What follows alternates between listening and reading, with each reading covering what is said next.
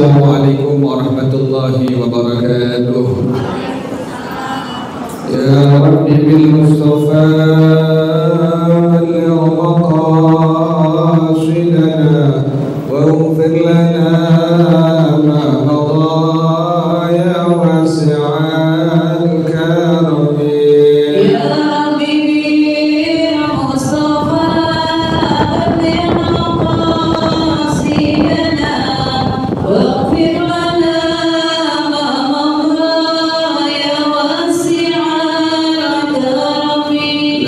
يهتلم قد الله مطلقا أبدا وما تثاءب أصلا في مدى الزمن. يا ربي بالمصطفى بلغ مقاصدنا واغفر لنا ما مضى يا واسع منه الدواب فلم تهرب وما وقعت ذبابة أبدا في جسمه الحسن. يا ربي المصطفى بلغ مقاصدنا واغفر لنا ما مضى يا واسع بقلبه كأمام رؤية ثبتت ولا يرى أثار بول منه في عالم. يا ربي بالمصطفى بلغ مقاصدنا واغفر لنا ما مضى يا واسع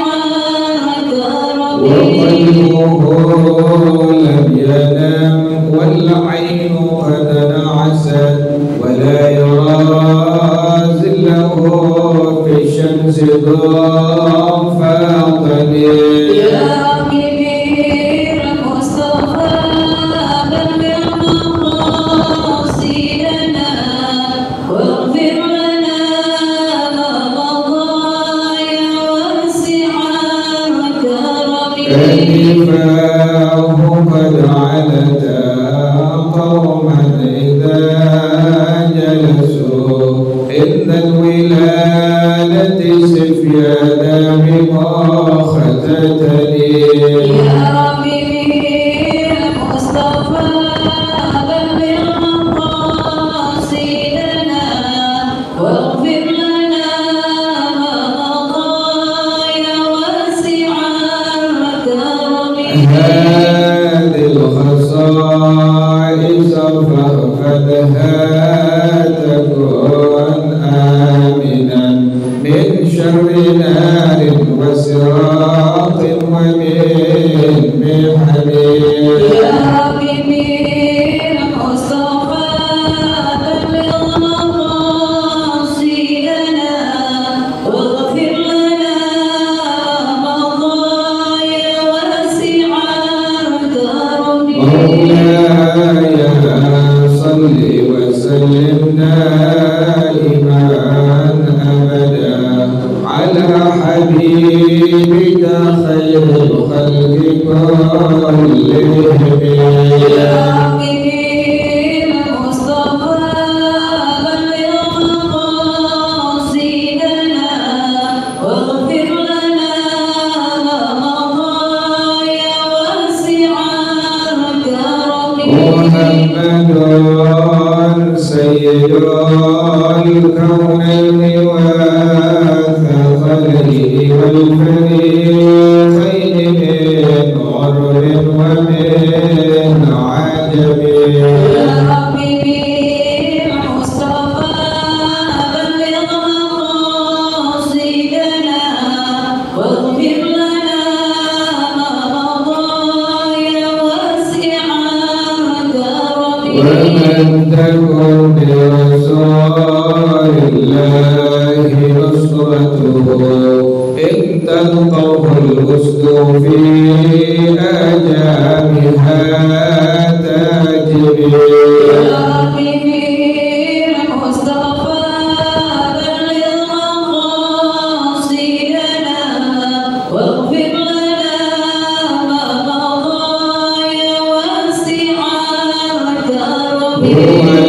الحبيب الذي ترجى شفاعته في كل هول من الأهوال وكتائب.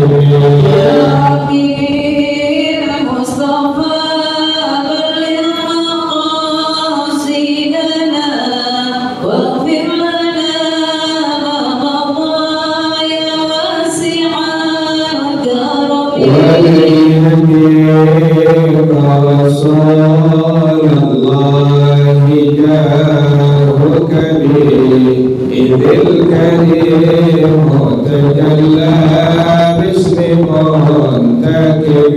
يا ربي المصطفى بلغ مقاصدنا واغفر لنا ما مضى يا واسع الكرم.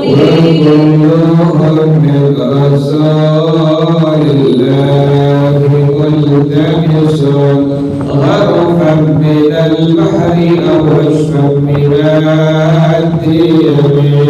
يا حبيبي المصطفى بلغ مقاصدنا واغفر لنا ما مضى يا واسع الكرم. لعل رحمة ربي يقسمها تأتي على حسب الإسلام في القسم. يا حبيبي المصطفى بلغ مقاصدنا واغفر لنا ما مضى يا واسع الكرم. يا نفس لا تقنطي من زلة عظمت إن الكبائر في الغفران كاللهم. يا حبيبي المصطفى بلغ مقاصدنا واغفر لنا ما مضى يا واسع الكرم. مولاي صل وسلم دائما أبدا على حبيبك خير الخلق كلهم. يا حبيبي المصطفى بلغ مقاصدنا واغفر لنا ما مضى يا واسع الكرم.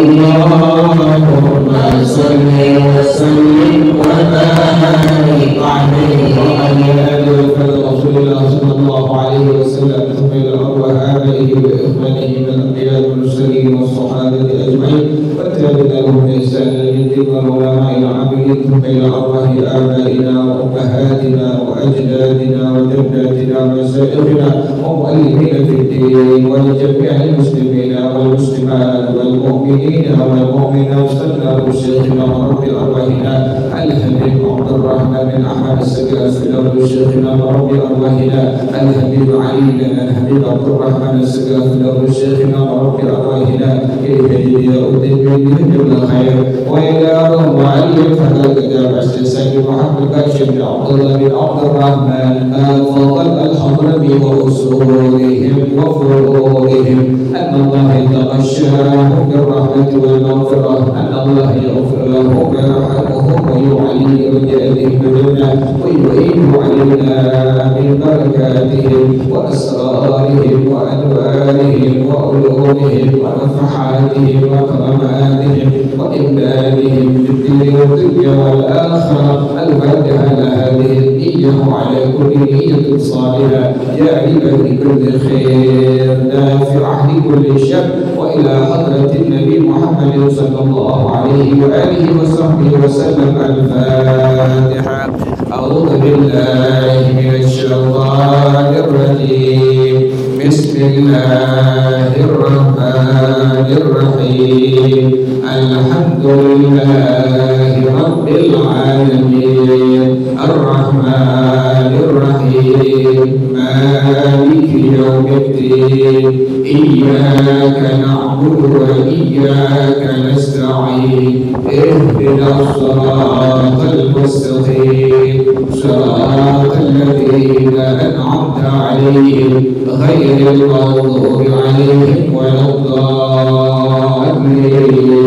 آمين اللهم صل وسلم على سيدنا محمد الفاتح لما أغلق الخاتم لما سبق الناصر الحق بالحق والهادي إلى صراطك المستقيم وعلى آله وصحبه حق قدره ومقداره العظيم اللهم أخرجنا من ظلمات الوهم وأكرمنا بنور الفهم وافتح علينا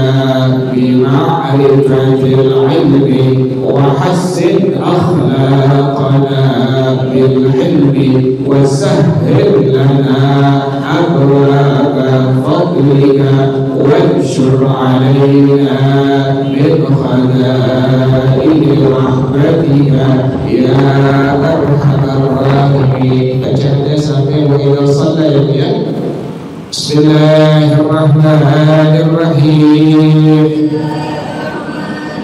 وإذا صلى باجتهاد نفسه أو باجتهاد مقلده فإن تيقن هو أو مقلده الخطأ أو مقلده الخطأ فيها مؤينا ولو يمية ولو يمنة أو يسرة بمشاهدة أو إخبار ثقة أو بعدها استأنفها وجوبا ولو قضاء بعد الوقت سواء تيقن الصواب أم لا لكنه لا يفعل المقضية إلا إذا تيقنه فإن لم يتيقنه بل تغير اجتهاده إلى أرجها عمل بالثاني لا فيما مضى بل فيما يستقبل فإن كان في الصلاة فيتحول إلى ما ظنه الصواب وهكذا حتى لو صلى 4 ركعات إلى 4 جهات بالاجتهاد صحت لكن إن ظهر له الصواب مقارنا للخطأ وإلا بطل لكل جزء منها إلى غير قبلة محسوبة له. أما إذا كان الاجتهاد الثاني أضعف فالكالأدب فكالعدم وكذلك المساوي على المعتمد ولا قضاء للأول من الاجتهادين ولا لغير الأخير من الاجتهادات لأن الاجتهاد لا ينتقل بالاجتهاد والخطأ غير مؤيد ومثل ذلك ما لو صلى 4 صلوات لأربع جهات كذلك ثم عرف القبلة ولم يدري أين ما أداه لغيرها فلا يلزمه إعادة شيء. قال في التحفة وقيل يقضي لاشتمال صلاته على الخطأ قطعا فليس هنا نقض اجتهاد باجتهاد واختاره جمع لظهور مدركه والتعليل إنما هو في 4 صلوات. والله أعلم بالصواب. بسم الله الرحمن الرحيم. الحمد لله رب العالمين والصلاة والسلام على أشرف الأنبياء والمرسلين وعلى آله وصحبه أجمعين. قال شيخ الإمام المؤلف رحمه الله على نفع به بركة علومه وبكم في الدارين آمين. قال رضي الله تعالى عنهم. بسم الله الرحمن الرحيم.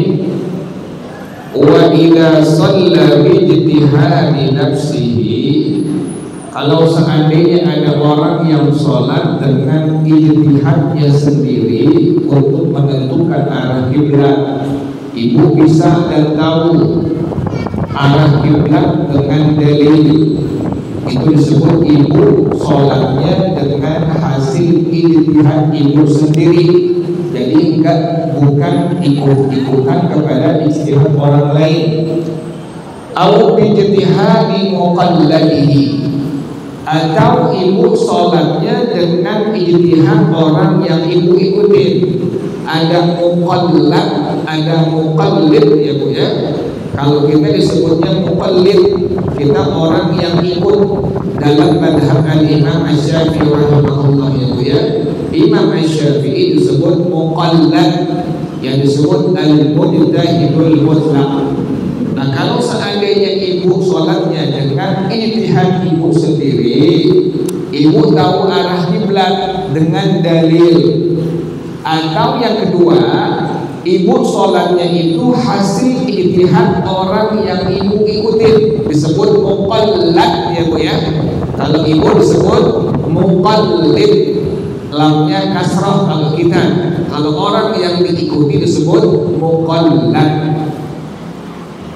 Fa in tayaqqana huwa, kalau seandainya ibu selaku orang yang tadi berijtihad sendiri ibu yakin, au muqalladuhu, atau orang yang ibu ikutin itu apa yang diyakininya, al khata'a fiha, kesalahan pada penentuan arah kiblat. Ibu sholat hasil ijtihad ibu sendiri menentukan arah kiblat. Tahu-tahu ibu ada keyakinan, oh salah nih arah kiblatnya. Atau yang kedua, ibu sholatnya mengikuti orang yang ibu ikuti, disebut muqallad. Nah, muqallad ini dia yakin penentuan arah kiblat yang sahih sudah dia tentukan, ada kesalahan di sana. Nah, ini bagaimana hukumnya? Muayyanan yang sudah ditentukan, sudah jelas kesalahannya. Jadi ibu sholat dengan ijtihad ibu sendiri, ibu tahu penentuan arah kiblat dengan dalil. Yang kedua, ibu sholatnya itu dengan mengikuti muqallad ya bu ya, orang lain yang fiqh yang terpercaya. Tahu-taunya pas ibu lagi sholat, ibu yakin bahwa penentuan arah kiblat ibu ini salah, atau si orang yang tadi ibu ikuti dia yakin bahwa penentuan arah kiblatnya salah. Walau yumnatan au yusradan, sekalipun ke kanan atau ke kiri. Makanya mesti lebih hati-hati ya bu ya, menentukan arah kiblat sholat, baik di rumah ibu atau di tempat-tempat yang lainnya, lebih hati-hati.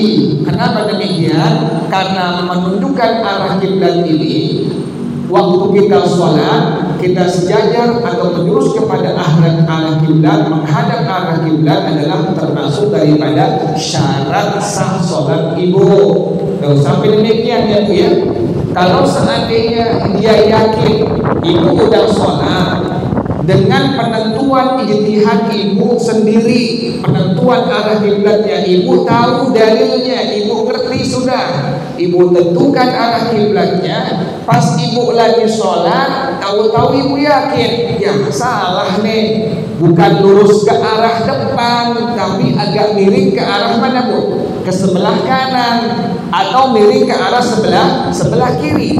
Atau yang kedua, orang yang ibu ikuti dia yang yakin, ya tadi sudah tentuin arah kiblat buat orang tadi itu, tapi pas saya tentukan salah, bukannya ke arah kanan tapi lurus ke depan. Nah ini bagaimana hukumnya pada hukum agama dalam madhab al-Imam Asy-Syafi'i rahimahullah? Bimusyahadatin, baik langsung dia yang menyaksikan. Kalau musyahadah langsung depan Ka'bah Baitullah ya bu ya. Kalau ibu menentukan arah kiblat bil musyahadah dengan kesaksian langsung, berarti ibu ada melihat Ka'bah Baitullahnya bu ya. Au ikhbari thiqatin, atau dapat informasi dari orang yang thiqah. Thiqah artinya orang yang terpercaya, bukan orang yang apa bu? Yang fasik. Ingatin ya bu ya, ada thiqah lawannya fasik. Thiqah artinya orang yang terpercaya, yang bukan orang fasik. Yang ngasih tahu orang yang ahli ibadah, dia thiqah, ngasih tahu ibu arah kiblatnya sini, tahu-tahu dia yakin tadi yang kasih tahu ibu salah arah kiblatnya, seharusnya miring ke sebelah kanan sedikit. Nah ini bagaimana sholatnya? Au ba'daha, atau setelah ibu selesai sholat, jadi mau lagi sholat atau selesai sholat, ibu tahu yakin ya salah nih arah kiblatnya nih. Pas ibu buka handphone aplikasi arah kiblat, ibu pasang lagi, ibu udah kelar sembahyang, ya salah, bukan lurus ke depan, tahu-tahunya miring ke sebelah mana bu? Sebelah kanan, atau miring ke sebelah kiri. Nah bagaimana sholat yang ibu sudah kerjakan tadi? Istanafaha wujuban, wajib ibu mulai lagi dari awal, ulang lagi bu tuh. Lantaran penentuan arah kiblatnya tadi apa bu? Salah tuh. Kenapa demikian? Karena istiqbalul kiblat, menghadap ke arah kiblat adalah syarat sah daripada sholat. Jelas ya bu ya? Walau qada'an ba'dal waqti, sekalipun qada'an setelah habis waktunya. Udah habis waktunya, ibu zuhur tadi sholat, ibu menentukan arah kiblat dengan hasil ijtihad ibu. Ibu tahu ilmunya, ibu tentukan arah kiblat. Sudah selesai sholat zuhur, masuk waktu asar, tahu-tahu ibu pas pasang handphone ibu di ubin, kemudian ibu setel aplikasi aplikasinya arah kiblatnya, pas ibu klik tahu-tahu ya salah. Tadi zuhur bukannya lurus ke depan, seharusnya miring ke sebelah kanan. Nah, zuhur yang tadi ibu tentukan arah kiblat dengan kemampuan dari ibu tadi, maka dihukumkan tidak sah. Ibu wajib tadi apa bu? Mengulang kembali sholatnya. Sholat yang diulang zuhur tadi sudah habis waktunya, namanya disebut sebagai zuhur qadhaan. Jelas ya bu ya? Jadi mau yang adaan masih ada waktunya atau yang qadhaan sudah habis waktunya, kalau penentuan arah kiblatnya itu salah, tidak tepat, maka dihukumkan sholat ibu dihukumkan tidak sah. Jelas ya bu ya? Ibu udah ukur bu, arah kiblat rumah ibu udah bu? Udah bu, udah ya? Benar nggak bu? Sama nggak sama masjid yang ibu sholat ke rumah ibu? Sama nggak bu? Enggak, beda ya bu ya. Rumah ibu pas diukur, oh iya, enggak sama dengan musola sebelah rumah, enggak sama dengan masjid depan rumah. Lain arah kiblatnya. Ada yang miring ke sebelah kanan, ada yang miring ke sebelah mana bu? Sebelah kiri. Ada yang lurus ke depan. Beda-beda ya bu ya. Alhamdulillah bu, ibu dapat ilmunya. Kenapa demikian? Kalau seandainya ibu belum tahu juga sampai habis umur, walhal itu kewajiban ibu, maka kita baik sangka aja Allah terima sembahyang kita. Kalau belum belajar juga ya bu ya. Tapi pas udah belajar udah tahu, wajib diapain bu? Wajib diamalin, wajib dipraktekin. Bilangin suami ibu, bilangin anak ibu, papa ya bu ya, makanya ini tadi saya ibu arah kiblat saya sudah ukur. Bilangin suami ibu, ternyata kita tahun-tahunan sembahyang salah arah kiblatnya pak, bukan ke arah depan lurus, tapi miring kemana bu? Sebelah kanan. Kalau bisa ibu langsung pasang panah bu tuh di rumah ibu ya bu ya, buat penentuan arah apa bu? Arah kiblat. Di atas tuh, di atap tuh, diituin tuh arah kiblat pakai tanda panah, biar orang-orang rumah tahu semua. Bahkan kalau ada tamu ibu yang datang ke rumah ibu, jadi dia nggak pakai nanya lagi, pas dari atas, oh iya arah kiblat rumah ini miring ke sebelah mana bu? Ke sebelah kanan. Jelas ya bu ya. Jadi istiqbalul kiblah adalah wajib syarat sah daripada sholat. Sawa'un tayaqqana as-shawaba am la, baik dia yakin kebenarannya atau tidak. Lakinnahu, akan tetapi la yaf'alul maqdiyah illa idza tayaqqanahu. Seseorang tidak melakukan salat yang qadhaan kecuali sudah yakin dia kesalahannya. Jadi kalau ibu sudah yakin, wah iya pas saya ukur ternyata arah kiblatnya salah ini. Makanya ibu kalau lagi ke hotel ya bu ya, ibu pergi keluar kota, lagi ibu nginep di hotel, di motel atau di rumah penduduk yang ibu tempat tinggal di sana, ibu kalau bisa buka lagi aplikasi handphone ibu yang ada arah kiblatnya bu ya, ibu cek lagi bener gak nih arah kiblatnya. Khawatir nanti arah kiblatnya tidak apa bu? Tidak pas, tidak tepat. Yang tadi konsekuensi hukumnya, maka sholat ibu itu apabila sembahyang sudah habis waktunya, sholatnya tadi wajib untuk diulang kembali. Jelas ya bu ya? Jadi kalau sudah yakin sholat yang qadhaan, baru dikerjakan sholat yang qadhaan tadi. Bila sudah yakin salah pada penentuan arah kiblatnya. Kalau masjid musola sih kalau usah diukur lagi ya bu ya, kayak sidang makmur, masuk al makmur udah ketahuan mihrabnya di mana bu? Di depan, lurus ke depan. Udah, ibu jangan pakai buka apa bu? Buka arah kiblat, kompas nggak perlu, karena ini sudah ditentukan oleh ahli-ahlinya. Oh iya, kalau masuk masjid musola sudah ditentukan oleh ahlinya. Ibu tinggal apa bu? Tinggal sholat saja. Kasus ini bila ibu ada di hotel yang ibu belum tahu arah kiblatnya, atau di motel, atau di rumah penduduk yang ibu belum tahu arah kiblatnya, maka ibu wajib tadi tentukan arah kiblat. Tadi minimal buka handphone ibu, ada aplikasi kiblat yang merupakan kompas arah kiblat. Jelas ya bu ya? fa illam yatayaqqanhu bal taghayyara ijtihaduhu ila arjaha, dan jika ibu belum yakin kesalahan dari arah kiblatnya, akan tetapi berubah hasil ijtihadnya kepada yang lebih kuat, amila bithani, maka diamalkan dengan hasil ijtihad yang kedua.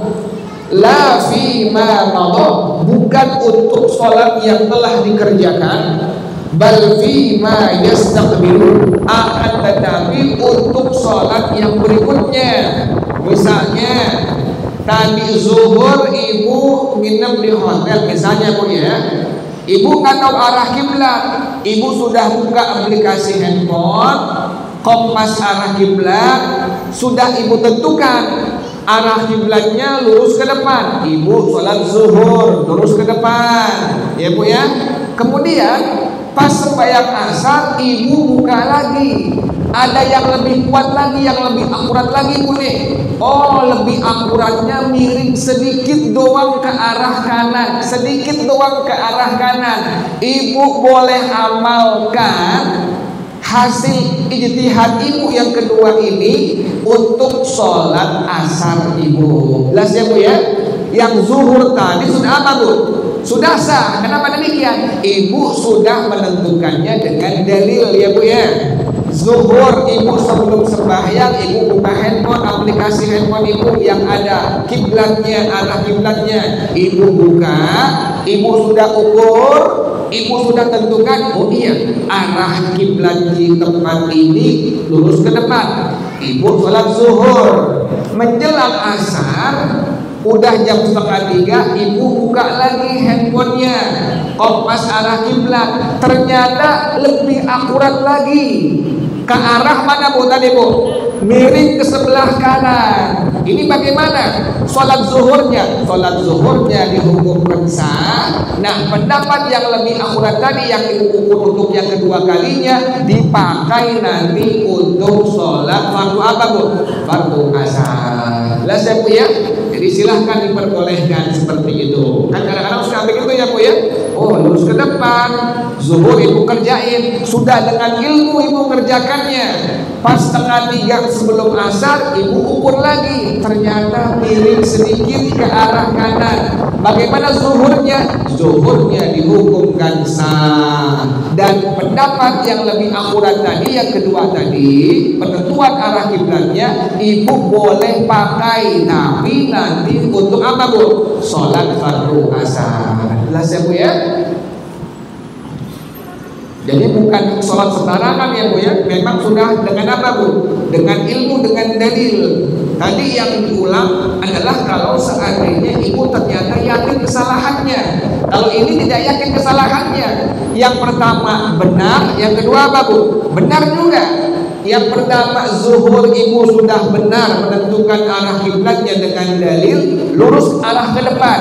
Ibu sholat zuhurnya dihukumkan sah. Pas jam 2:30 ibu ambil lagi handphone, buka lagi, ibu kemudian tentukan lagi arah kiblat. Pas ibu lihat lebih akurat, ternyata miring kemana Bu? Sedikit ke sebelah kanan. Ini boleh diamalkan, tapi untuk sholat fardu apa Bu? Fardu asar. Zuhur yang tadi bagaimana hukumnya Bu? Hukumnya sah. Kenapa demikian? Karena dua-duanya adalah benar ya Bu ya, dan ibu tidak meyakini kesalahannya. Suka begitu kamu? Suka begitu kan kadang Bu tuh.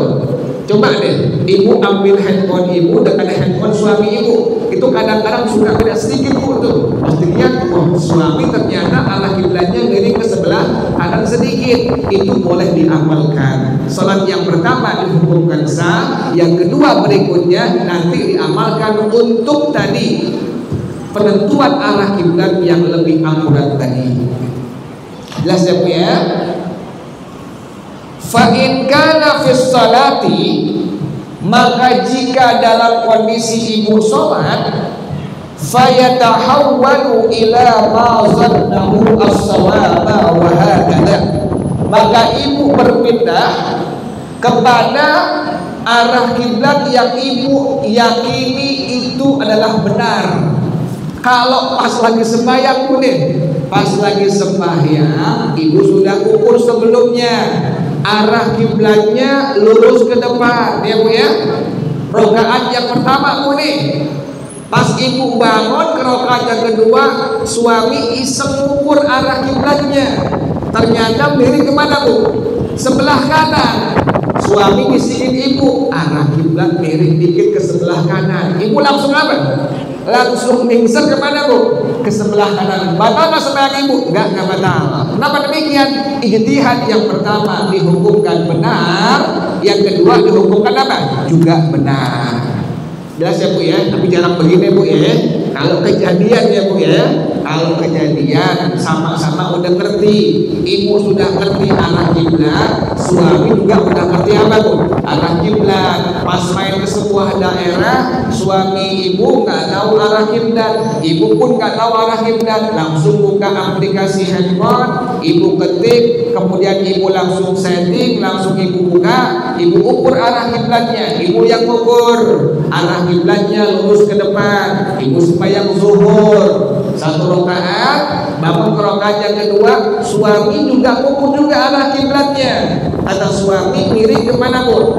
Miring ke sebelah kanan sedikit. Ibu dibisikin, maaf, tadi sembahyang Bu arah kiblatnya miring ke sebelah kanan sedikit. Ibu langsung apa Bu? Langsung berubah arah kiblat ibu miring ke sebelah kanan sedikit. Tapi jangan kejadian ya Bu ya, jangan kejadian. Wahakada dan seterusnya demikian. Hatta sehingga lau shalla arba'a raka'atin ila arba'i jihadin, kalau seandainya ada orang yang sembahyang 4 rakaat, arah kiblatnya beda-beda, 4 rakaat beda-beda 4 arah kiblatnya. Bil ijtihadi, semua dengan hasil ijtihad. Sembahyangnya bagaimana? Sahhat, sholatnya dihukumkan sah. Contoh Bu ibu lagi sembahyang, sebelum sembahyang tentukan arah kiblat, ibu tentuin lurus ke depan. Ibu sembahyang zuhur, ibu rakaat yang pertama bangun ke rakaat yang kedua, teman ibu ngukur juga arah apa Bu? Arah kiblat.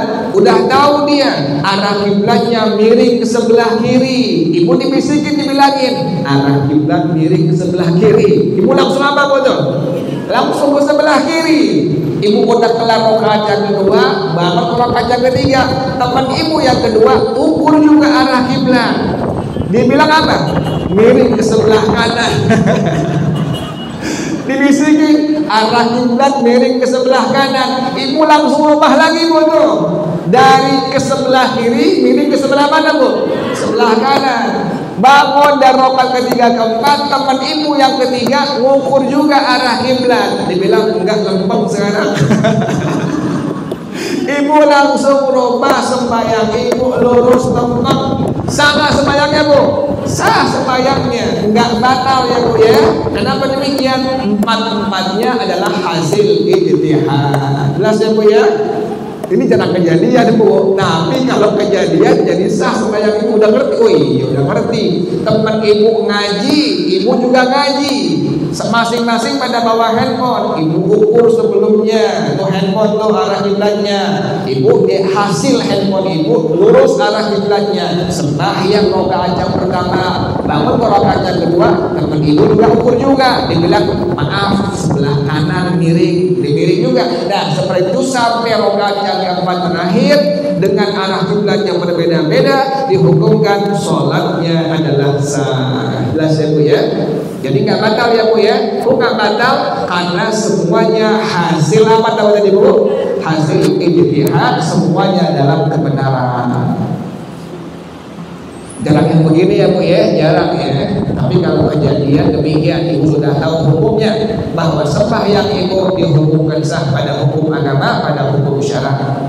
Lakin akan tetapi dengan syarat in zahara lahus sawabu, kalau memang benar teman ibu yang kasih info fiqh terpercaya dan ijtihadnya benar, sembahyang ibu nggak sah. Sembahyang ibu tetap sah sekalipun tadi ibu sembahyangnya sampai 4 rakaat sampai 4 arah kiblat, sekalipun demikian muqaridan lil khata'i wa illa, kalau tidak ada kebenaran sama sekali batalat, maka dihukumkan batal sholatnya. Kalau ijtihadnya salah, ibu pindah ke arah kiblat lain, maka sholat ibu dihukumkan batal. Kenapa demikian? Limudi juz'in minha ila ghairi kiblatin mahsubatin lahu, karena sudah berlalu sholatnya kepada arah kiblat yang tidak dihitung secara sahnya itu.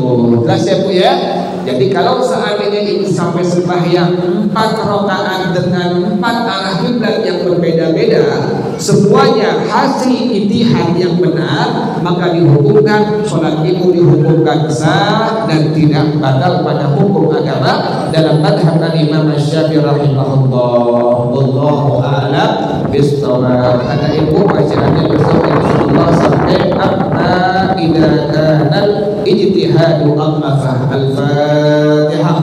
A'udzu billahi minasyaitonir rajim. Bismillahirrahmanirrahim. Alhamdulillahirabbil alamin arrahmanir rahim maliki yaumiddin. Iyyaka na'budu wa iyyaka nasta'in. Ihdinas siratal mustaqim. Shiratal ladzina an'amta 'alaihim ghairil maghdubi 'alaihim waladdallin. Amin ya rabbana tarafna bi'annana wa tarafna wa annana ashrafna wa 'ala ladha ashrafna fatub 'alaina tawbah tawsir kulla hawba wastur lana al-awrati wa aminir rawati واغفر لوالدينا